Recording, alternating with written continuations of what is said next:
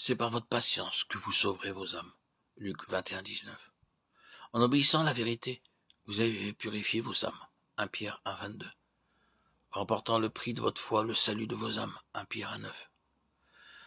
Il nous faut veiller tout en reconnaissant le fait que notre âme a été séduite, captivée, obscurcie, intoxiquée par un intérêt personnel, à ne pas la considérer comme une chose qui doit être anéantie et détruite dans cette vie.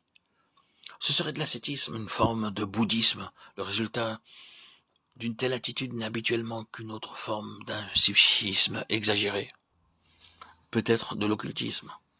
Toute notre nature humaine est dans nos âmes, et si la nature est supprimée dans une direction, elle prendra sa revanche dans une autre. C'est précisément la cause de troubles chez beaucoup de personnes de ne pas reconnaître cela. Il y a une différence entre une vie de suppression et une vie de service. La soumission, l'obéissance et le service de Christ à l'égard du Père n'était pas une destruction de l'âme, mais une vie de repos et de joie. L'esclavage, dans son sens mauvais, est le lot de ceux qui vivent entièrement dans leur âme. Nous avons besoin de réviser nos conceptions du service, car il est regardé de plus en plus comme une servitude et un esclavage, alors qu'il est en réalité quelque chose de divin. La spiritualité n'est pas une vie de suppression, cela est négatif. La spiritualité est positive, c'est une vie nouvelle et autre, et non pas la vieille vie qui s'efforcerait d'arriver à la maîtrise de soi.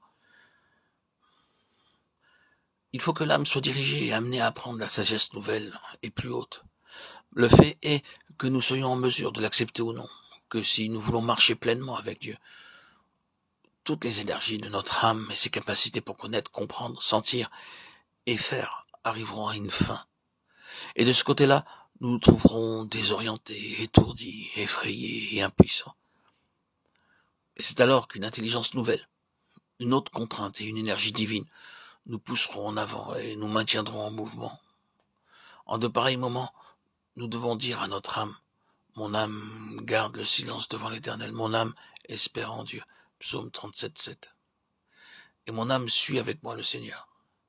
Mais quelle joie et quelle force sont à nous lorsque l'âme, ayant été contrainte de se soumettre à l'esprit, elle perçoit la sagesse et la gloire suprême qui la défendent. C'est alors que mon âme magnifie le Seigneur et mon esprit s'est réjoui en Dieu, qui est mon sauveur. Luc 1, 46. Mon âme magnifie et mon esprit s'est réjoui. Remarquons la différence des temps employés. Aussi, pour la plénitude de joie, l'âme est essentielle. Elle doit être tirée de l'obscurité, de la mort de ses propres capacités, pour apprendre les réalités plus hautes et plus profondes, pour lesquelles l'esprit est le premier organe et la première faculté.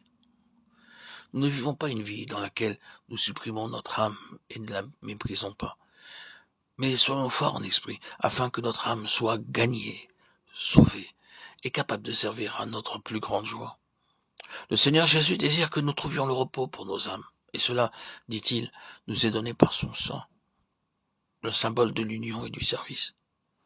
L'âme, de même que certaines personnes, trouvera sa valeur la plus grande en servant et non pas en dirigeant. Elle désire être maîtresse, mais elle est aveugle aux limitations que Dieu lui a imposées. Elle pense qu'elle peut, mais Dieu dit « tu ne peux pas ». Mais bien à sa place, son intérêt personnel étant sous le verdict de la mort de Christ. Elle peut être une servante très utile,